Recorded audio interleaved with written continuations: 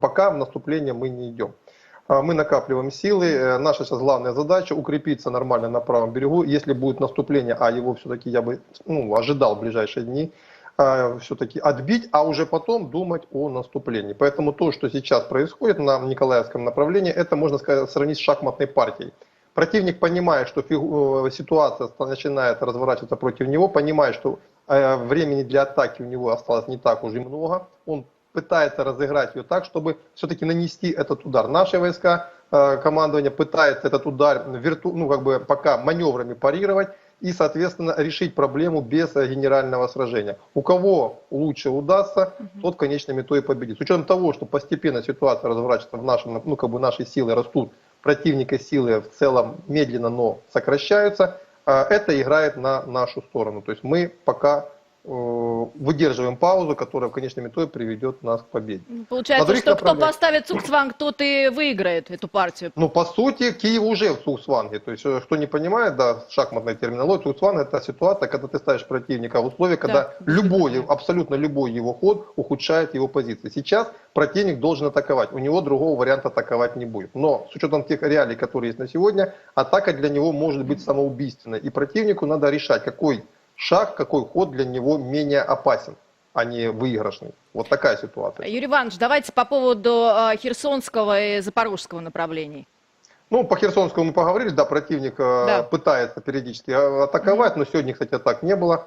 А на Запорожском тоже пока я не вижу серьезных атак. То есть, в любом случае, вот на этом именно южном направлении я ожидаю попытки главного удара. Очень надеюсь, что он будет очень быстро отражен, а потом мы перейдем к контрнаступлению. Тем не менее, пока я его все-таки ожидаю.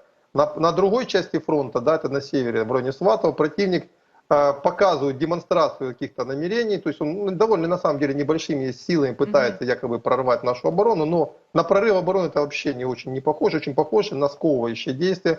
Сковать хочет наши войска, чтобы мы не перебросили резервы с этого направления на главное. Пока вот в целом это выглядит именно Юрий Иванович, по поводу Сватова просто говорили, что готовится атака, и чуть ли Киев не готовит пустить в бой неприкосновенный резерв. Что это за неприкосновенный резерв? О чем может идти речь?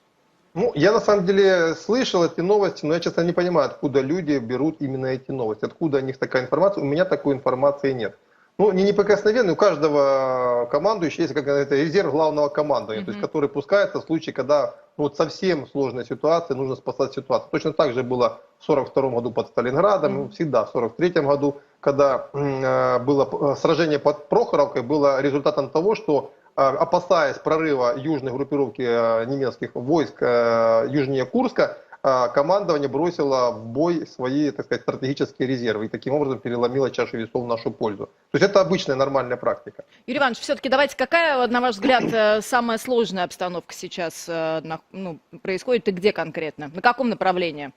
Ну, скажем так, она умеренно сложная везде. То есть самая главная проблема — угадать, куда противник ударит. У него возможности есть. Из-за того, что он работает на внутренних операционных линиях, как это говорят, да, то есть он может быстрее намного перебрасывать свои резервы, чем мы. Нам вокруг надо всего, да, перебрасывать, а им по внутрянке, да, по вот этим вот треугольнику Днепропетровск, Запорожье, Кировоград. То есть все, они могут работать своими резервами и перебросить их в считанные дни на любое направление. Именно в этом их на сегодняшний момент главная сила. Нейтрализовать это можно, либо взяв полностью инициативу в свои руки, заставляя противника действовать, исходя из твоих уже предпочтений, где навязать ему генеральное сражение, либо создать такое превосходство в силах, которое сведет на нет любое преимущество в маневре. То есть наше командование делает сейчас именно второй момент, готовя первый.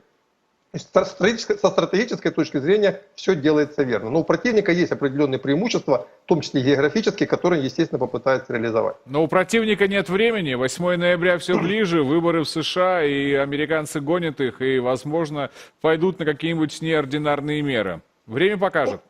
Я бы не сказал, что нет времени. Время просто уходит. Время сейчас играет на нас. Это У них нет времени. Я про это говорю. Я же говорю, время еще есть, но очень мало.